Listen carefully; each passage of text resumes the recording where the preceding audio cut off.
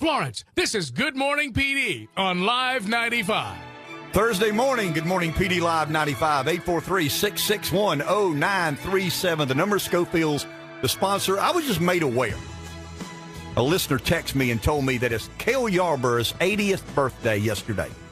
NASCAR legend and a treasure to this area. Sardis, Timmonsville, there's always been a debate. Is Cale from Sardis or is Cale from Timmonsville? As a young boy growing up around racing, Cale Yarborough was my hero. I mean, he was my idol. Yeah. He owns a car dealership here in town. I would argue one of the most important and consequential days in the history of NASCAR was the Cale Yarborough Allison brothers fight at Daytona. That's back when the wide world of sports would cut into the race. And they'd show 15 or 20 laps, and then it'd go away and show some dude falling on his skis on some ski jump somewhere, and they'd come back to the race. And I believe that single day and those three people, just changed the face of that sport forever. And I've always pulled for Cale because he's one of us. And I just tend to be loyal to one of us. And he's 80 years old. That's pretty hard to believe. But there's a, NASCAR has kind of gone its own way. It does a lot of different things now than it traditionally did. But some of the beauty of NASCAR was the characters. And I say that lightly. The characters that made the sport great. The way they lived, the stories they told, and the way they drove a race car was really, I don't know, the epitome of what NASCAR was about. A little bit different now. They're packaged in a different way. You've got Chase Elliott's a lot different than his father. Dale Earnhardt Jr. was a lot different than his father. But Cale and those were, in my humble opinion, Reb, kind of the Merle Haggards, the Willie Nelsons, the Waylon Jennings. Yeah. They were the original cowboys. And out of respect to Cale, and I've not seen Cale in a long time. Cale and my dad were friends. We actually sold Cale Yarborough a wrecker for his car dealership for $1 because my dad thought it was good business. Because Cale was, he was a premier elite NASCAR race car driver, sure. And I've always admired the way he drove a race car. I've always been proud to call him, someone from the PD. And I found a back and forth. There's a bunch of old timers sitting around telling stories in the old Nashville Network. And Cale's telling a story about Junior Johnson. Cale drove for Junior, and I think they won 3 consecutive NASCAR championships.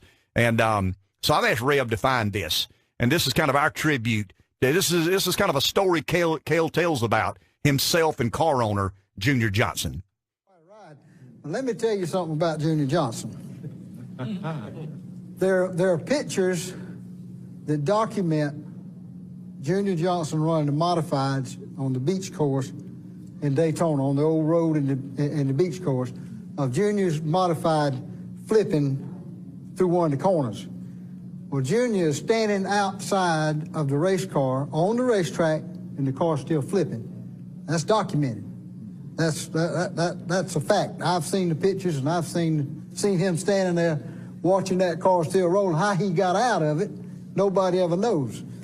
But Junior called me one afternoon, and he said, I got a friend that wants you to go down to Charleston with me and open up a parts house he's got down there. And I said, his name was McNeil, Gwen McNeil.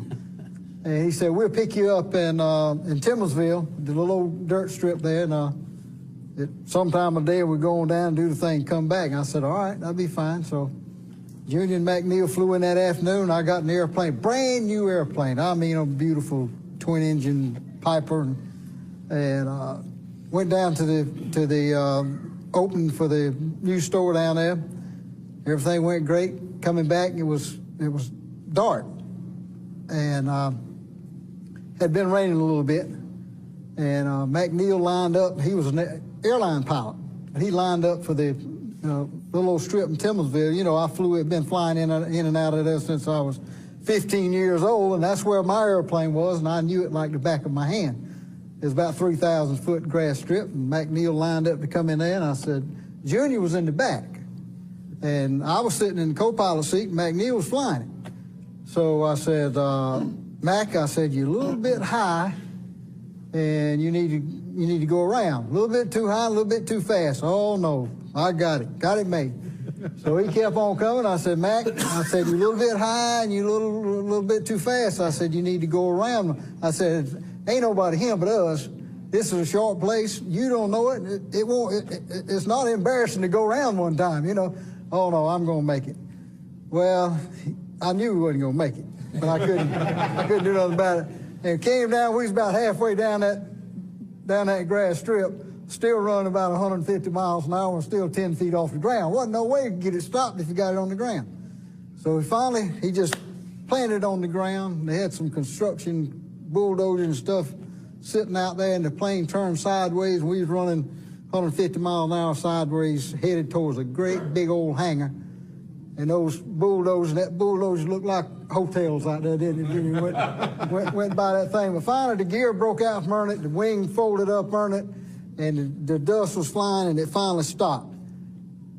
Junior Johnson was standing in the middle of the airstrip before that airplane ever stopped, and he was in the back. That's a true story, file. And he was already out of that airplane, came out of the back, already out of the airplane, standing in the middle of the airstrip before everything ever quit turning over. So how he got out of that race car in Daytona and how he got out of that airplane in Timminsville, I don't know. But so, Junior, how did you get out? How did you do it, Junior? Huh? How'd you do it? First at Daytona. Cale he was opening the door and getting out and says, "Come on, Junior, get out of this thing, go catch a fire."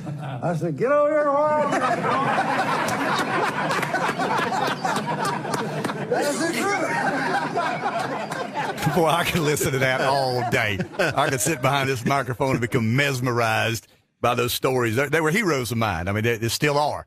And so happy birthday. Happy 80th birthday to Cale Yarborough. As I said, he's got a car dealership here, but he's known more for his NASCAR driving, and he's a legend in NASCAR, and he's one of ours, and he's certainly a treasure to this area.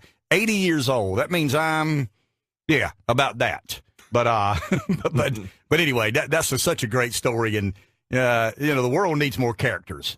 I keep saying that America, for whatever reason, has whipped the character out of us. Everything's a law, everything's a stipulation, everything's a regulation, every activity in our lives is monitored. And I just think there's a lot of beauty in the characters that came before us, who plowed the fields and paved the roads for this great, enjoyment that we all participate in. And I'm afraid America, for whatever reason, is not enthusiastic about its characters as it should be. And I mean that in a very positive way. I'm not talking about cartoon characters or characters who don't make. I'm talking about, pioneers and just, real men. I look at the world today and I think of NASCAR drivers, no power steering, no air conditioning, no cool suit. I mean, those guys were real men, drove the car with the back veins coming out the back of their hands. And I'll always hold those folks in high regard, and I'll always hold Cale in the highest of regard because he's one of us. He's from the PD, and he's never made any bones about that. Never pulled any punches about that. When he was probably the best NASCAR driver in all of the world, he was still a guy from Timminsville or Sardis. They kind of argue back and forth, a little bit like my hometown, Pamplico. Josh Turner, the country music singer, is from Hannah. Well, if you say he's from Pamplico, no, he's not from Pamplico. Yeah, don't get that wrong. From but he went to Hannah Pamplico. Yeah, but he's from Hannah. so we have that one of our favorite sons, and Cale is certainly one of our favorite sons. So happy birthday to legendary NASCAR driver Cale Yarborough.